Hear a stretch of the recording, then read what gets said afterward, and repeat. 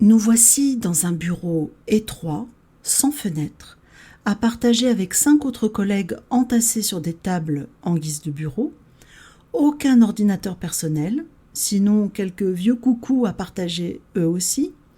Et ce matin, dans cet affreux bureau, une jeune responsable des actions culturelles s'installe avec un sourire ravi.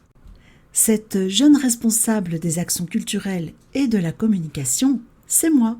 J'ai 30 ans et pour mon tout premier projet à la tête de ce tout nouveau poste, j'ai commis une erreur qui aurait pu avoir de fâcheuses, vraiment fâcheuses conséquences. Aujourd'hui, je te raconte comment j'ai embauché un artiste sans signer de contrat et comment j'ai frôlé la catastrophe. Parce qu'évidemment, il y a eu un souci.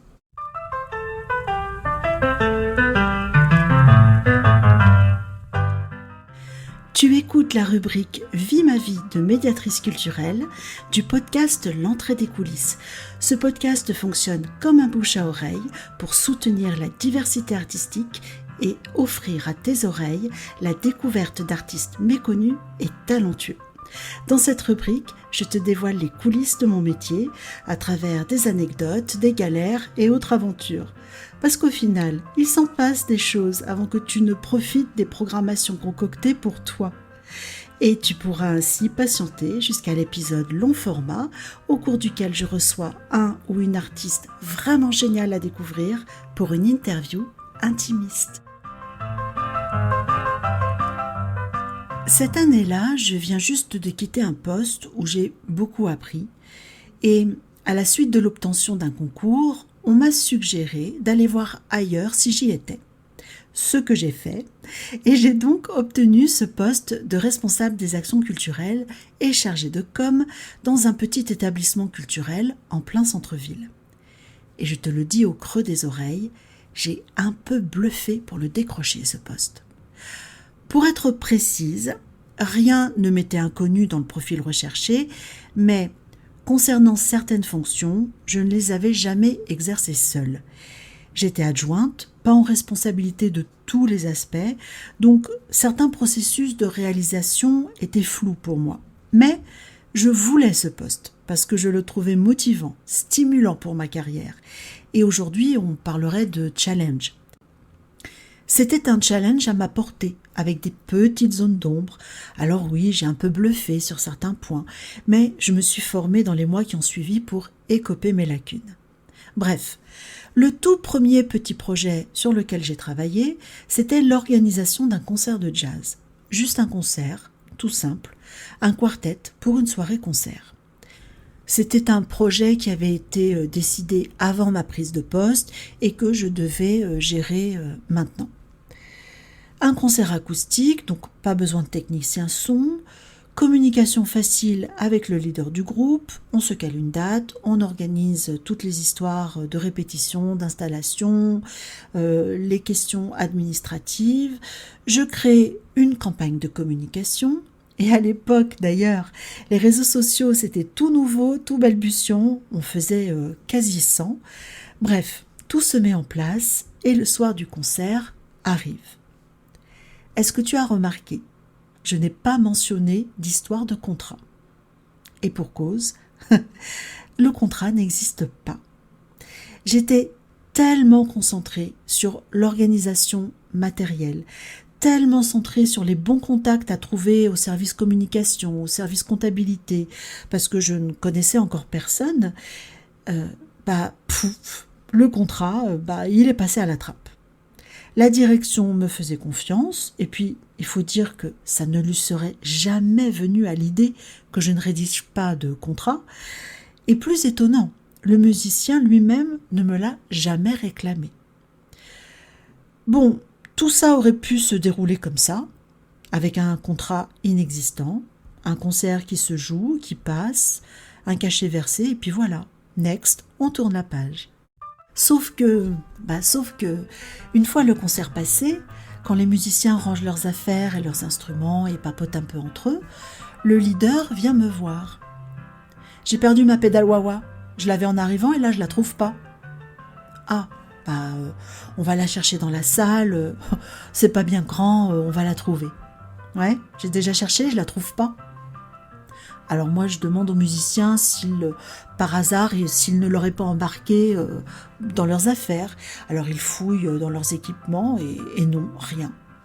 Alors je jette un coup d'œil un peu partout, entre les chaises, dans la petite régie. Moi, je suis persuadée qu'elle traîne dans un coin, déplacée, mal rangée, hors de vue. Pour moi, la pédale wah-wah, elle n'est pas perdue. Mais si elle l'est, de toute façon, ce n'est pas à cette heure avancée de la soirée que j'ai envie de mener l'enquête, parce qu'il est déjà 22 heures et que moi et ma collègue, on est là depuis 9 heures du matin et que je souhaite libérer ma collègue qui est restée avec moi puisque on ne reste jamais seul dans l'établissement, surtout en soirée. Alors je dis au leader, je vais ranger la salle demain et je vous recontacte pour vous la redonner parce que moi je suis sûre qu'elle n'est pas perdue, elle est là quelque part. Je vous la retrouve, je vous rappelle. Si vous la retrouvez pas, vous devez me la rembourser, hein. Bon, j'aime pas trop son ton assuré et un peu agressif. Alors j'éteins, je mets tout le monde dehors et le lendemain, ma directrice m'informe que le leader du groupe l'a contacté pour lui dire qu'on lui a volé sa pédale wah-wah, que si c'est pas nous, c'est quelqu'un du public, et qu'il exige qu'on lui rembourse sa wah-wah, bref, il n'est pas content.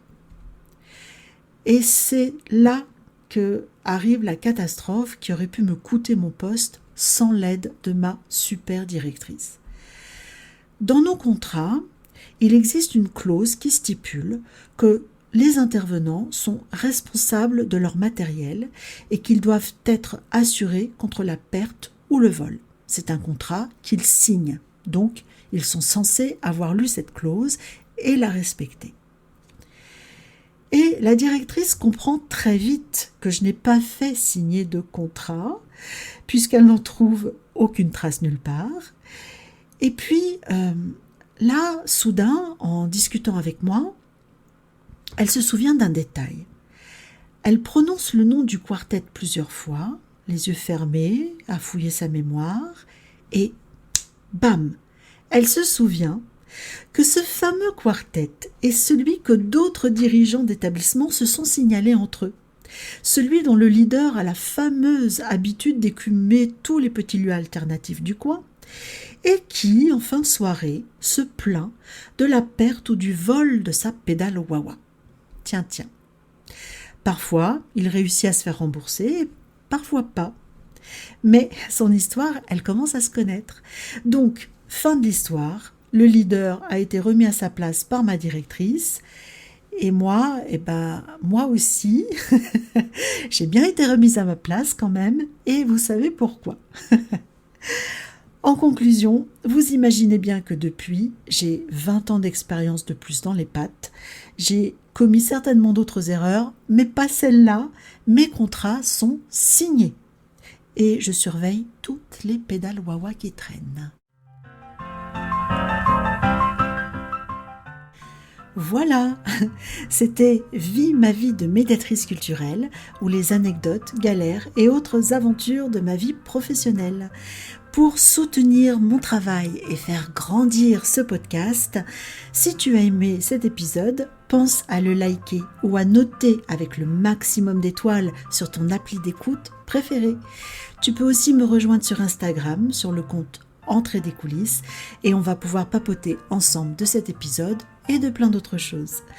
Et rendez-vous aussi pour l'épisode long format où j'interviewe un ou une artiste qui n'a absolument rien à envier au plus grand, je t'assure que non, et qui t'apportera de quoi nourrir ta curiosité artistique. Allez, zou, on referme cette rubrique. Waouh, waouh, waouh.